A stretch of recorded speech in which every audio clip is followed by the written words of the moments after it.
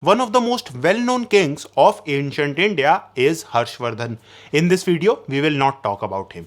We will talk about his ancestors and their history. The dynasty of Harshvardhan is called Pushyabhutis and it is their early history which will be discussed in this video.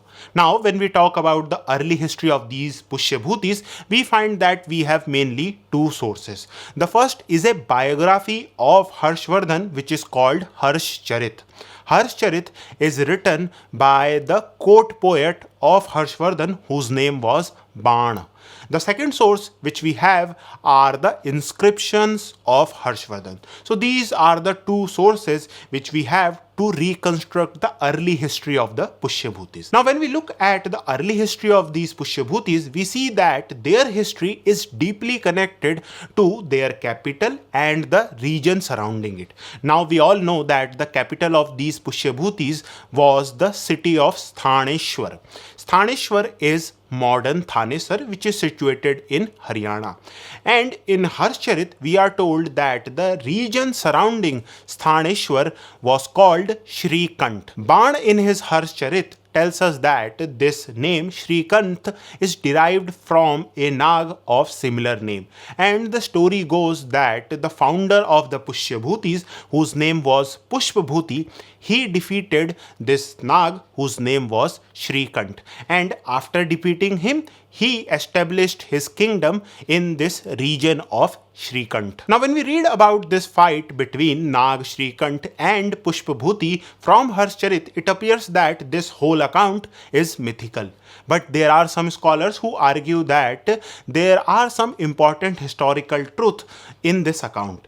They point out that if we look at the period after the fall of the Kushan Empire, we see that the region surrounding Mathura was under Nag control. And we have found coins of Nag rulers from Mathura. So it could be argued that the region of Thanesar and the area surrounding it was also under Nag control. And this Shrikant was a real historical personality, possibly a Nag ruler who was defeated by this Pushpabhuti, who later founded the Pushpabhuti dynasty in the region of Thanesar. This newly founded kingdom of Pushpabhuti, which was situated east of Satluj and west of Mathura, could not retain its independence for long. When Samudragupta was conquering the region of Aryavarth, it was around this time that this newly founded kingdom also came under the Gupta control. Now this whole view that there was a Pushpabhuti who defeated first a Nag ruler and then founded a kingdom in the region around Thanesar is not accepted by some scholars. They argue that this whole story which is present in Harshcharit is completely mythical and there are no historical truth in this whole account. One of the important arguments of these scholars is that when we look at the inscriptions of Harshvardhan, where Harshvardhan talks about his genealogy, we find that there is no mention of any Pushpabhuti. So, the fact that Harshvardhan, who was possibly a descendant of this Pushpabhuti, does not talk about a personality whose name was Pushpabhuti means that possibly Harshvardhan did not really believe that a Pushpabhuti who was the founder of his kingdoms ever existed. Now in my view, there are not enough evidence for us to say whether Pushpabhuti was a historical figure or a mythical figure. Now when we talk about this genealogy of Harshvardhan, which is present in some of his inscriptions, we find that Harshvardhan talks about three kings who came before his father Prabhakar Vardhan. These three kings are Maharaj Narvardhan, Maharaj Rajyavardhan first, Maharaj Adityavardhan. Now the fact that Narvardhan is the first ruler who is mentioned by Harshvardhan suggests that he was a prominent ruler of this dynasty. There are some historians who argue that the period of Narvardhan was at the start of 6th century AD. Now, we all know that at the start of 6th century AD, the Hunas had started making inroads into the Indian subcontinent and particularly in the Ganga Valley. This was the period when Torman, the Huna ruler, had destroyed the remnants of Gupta power in the middle Gangetic plains. Now, the fact that the reign of Narvardhan coincides with the invasion of the Hunas suggests that this invasion of the Hunas helped the Pushyabhutis to gain prominence in the politics of northern India. Now, there is one important point which we should keep in mind here. When Harshvardhan talks about these three kings, he uses the title of Maharaj. Now, during this period, the title of Maharaj had lost its significance which it earlier had. So, possibly, the title of Maharaj suggests that these rulers were not independent kings, they were feudatories. But then the question comes, feudatory of which power? In my view, during the period of Narvardhan, the Pushyabhutis were the feudatory of the Hunas. And when the Huna power started to decline around the second quarter of 6th century AD, we see that possibly these Pushyabhutis became the feudatory of the Maukhris. Now, how long this dominance of the Maukhris over Pushyabhutis lasted is a matter of debate. There are some scholars who argue that the Maukhris were the overlords of the Pushyabhutis right up to the period of Prabhakar Vardhan.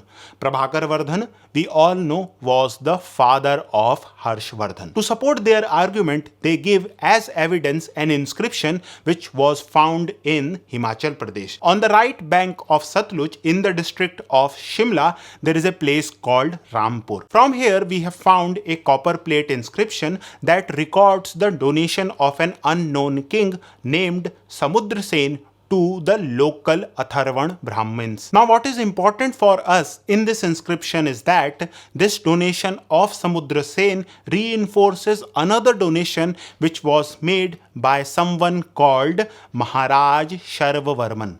Now, we all know that there was a king named Sharvavarman. He was a Maukhri king. If Sharvavarman of this inscription is the same Sharvavarman who ruled the Maukhri kingdom in the latter half of 6th century AD, then it would mean that the Maukhri territory stretched up to this region. This implies that the region around Thanesar was also part of the Maukhri realm. But this is just one theory. There are some historians who point out that this Sharvavarman was not the Maukhri king. He was a different king. And these scholars point out that during the latter half of 6th century AD, when Sharvavarman was ruling the territory of the Maukhris in the Pushyabhuti realm, Adityavardhan was ruling, and Adityavardhan was not the ally of the Maukhris. He was the ally of the enemy of the Maukhris, who were the later Guptas. These later Guptas, we know, ruled the region of Bengal and parts of Bihar. To support this theory, these scholars point out that when we look at the inscriptions of Harshvardhan, we are told that Adityavardhan married Mahasen Gupta.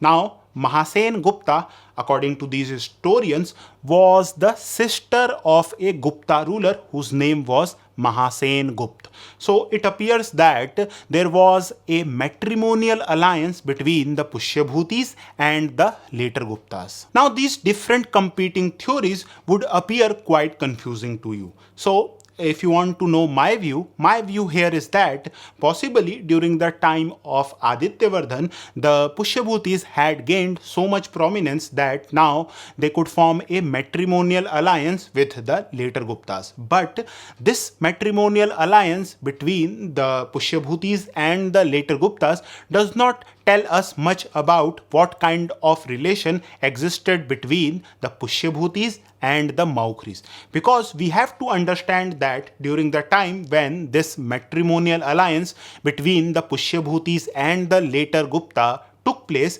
it was the time when the later Guptas were already defeated by the Maukhris. So it is quite hard for us to say that this alliance between the later Guptas and the Pushyabhutis was some type of an anti-Maukhri alliance. We have to also remember that the Pushyabhutis were situated right next to the Maukris, and they would not take any such step that would antagonize these Maukris. So in all probability, after the decline of the Huns, the Maukris had some type of control over the Pushyabhutis. This alliance of the Pushyabhutis and the later Guptas should be seen as a sign of the growing importance of the Pushyabhutis. We should not think of this alliance as an anti-Maukri alliance. The later Guptas during this period were not as powerful as they were some decades earlier. Now coming to the next ruler, Prabhakar Vardhan,